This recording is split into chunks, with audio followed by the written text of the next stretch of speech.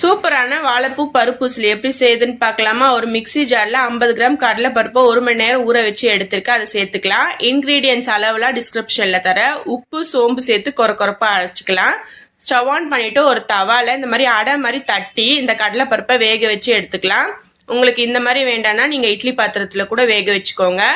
ஆறுன பிறகு இந்த மாதிரி உதிர்த்து எடுத்துக்கலாம். ஸ்டவ் ஆன் பண்ணிட்டு கடாயில 2 ஸ்பூன் எண்ணெய் சேர்த்துக்கோங்க. கடுகு, உளுந்த பருப்பு, சீரகம் சேர்த்து பொரிய விட்டுடலாம். பூண்டு, பச்சை மிளகாய், கருவேப்பிலை சேர்த்து நல்லா வதங்க விட்டுடலாம். கூடவே வெங்காயம் சேர்த்துக்கலாம். வெங்காயம் நல்லா கலர் சேஞ்ச் ஆகி இந்த மாதிரி வரணும். இப்போ ஒரு வாட்டி கலந்து விட்டுடலாம். தேவையான அளவு உப்பு சேர்த்துக்கலாம். மஞ்சத்தூள், குழம்பு மிளகாய் தூள் சேர்த்துக்கலாம். சேர்த்து ஒரு வாட்டி நல்லா கலந்து விட்டுருங்க.